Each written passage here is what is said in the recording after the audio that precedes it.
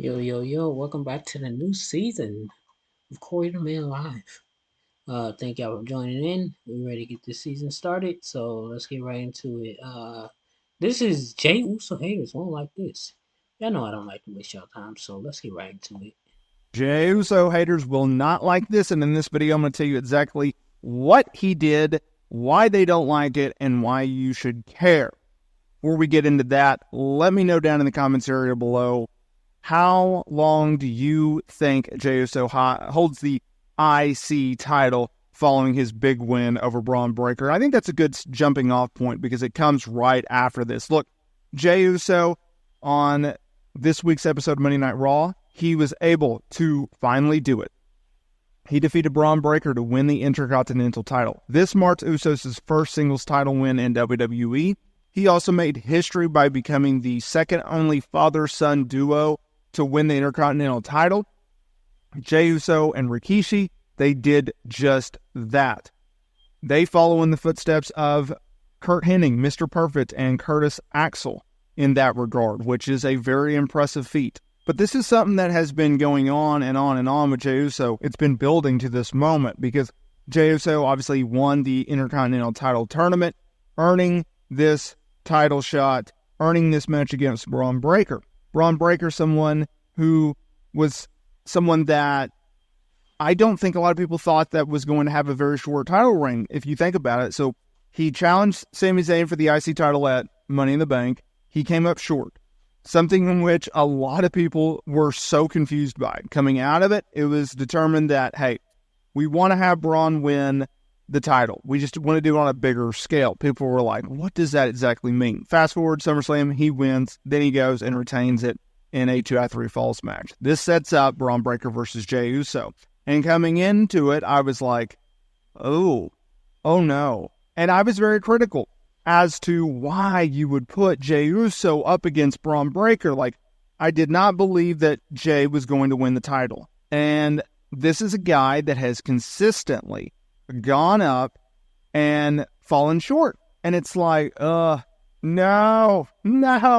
He's going to lose yet again. Like, it takes away from the credibility that he brings when he works matches. But to my surprise and to the surprise of many, WWE opted to have Jey Uso go over. And it's like, okay, this is something now.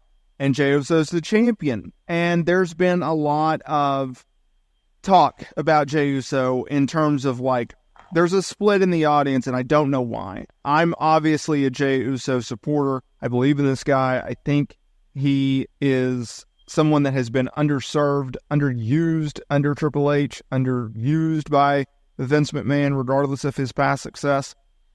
And that leads us to today's video because coming out of Monday Night Raw, he issued a statement on his Instagram stories and sent a message to the haters. And he said, man, thanks to everyone who showed me love. I appreciate all of it. Even the haters, welcome to the Yeet era. And you know that had to just burn these people's, in the famous words of Paul Heyman's, their tuchuses, right? It burned their tuchuses.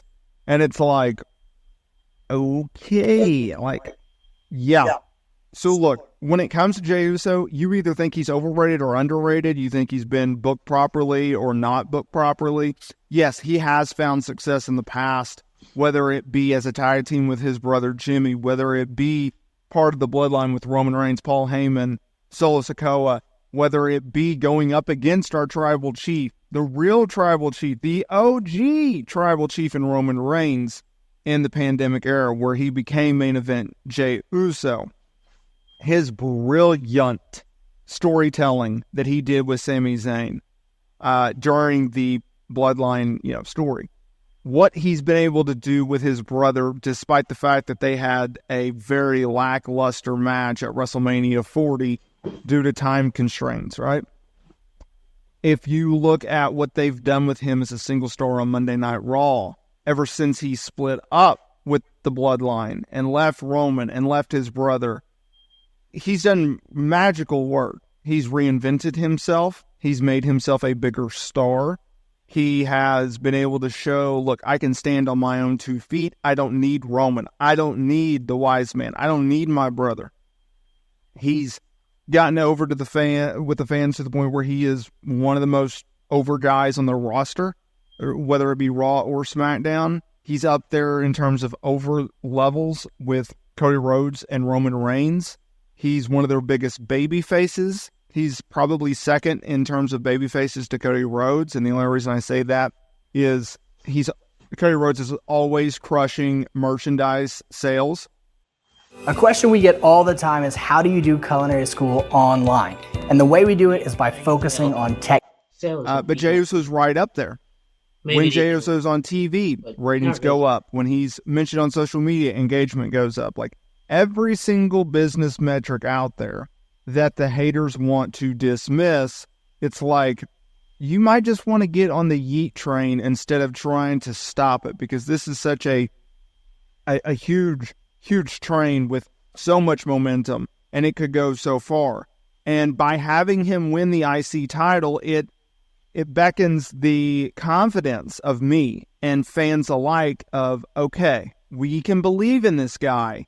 And while he may not be a world champion just yet, or maybe ever, he has a role in the company. They see him as a top star, and they're going to use him as a top star, and they're going to book him as that. And the IC title is definitely a great spot to be in, whether you want to look at it as a building block to the world championship, or you just want to look at it as, hey, this guy's IC champion. And I think it's something that you have to put into perspective.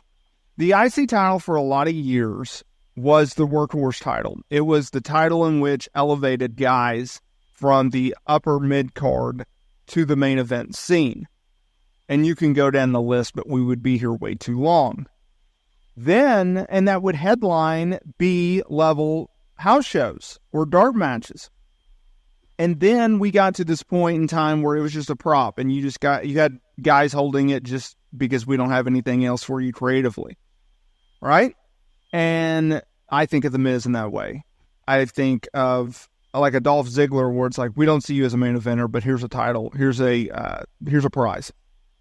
And then it's changed under Triple H, and it's changed with the booking of Gunther in his 660-day reign, 66-day reign as champion of like, no, this title matters. And then they followed up with Sami Zayn winning it, and it's like, oh, this title matters. And then they followed it up with Braun Breaker. And what does Gunther have in common with Braun Breaker? A, Gunther is now a world champion, and B, Braun Breaker will be a world champion. What does Sami Zayn and Jey Uso have in common? They are two of the most over guys on the WWE roster.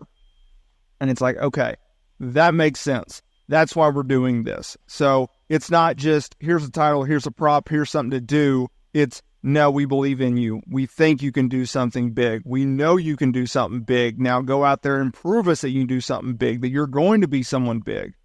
To me, that's what that is. To me, that is what I believe in Jey Uso for, because I think he's going to be an absolute. Okay. Pretty good narrative.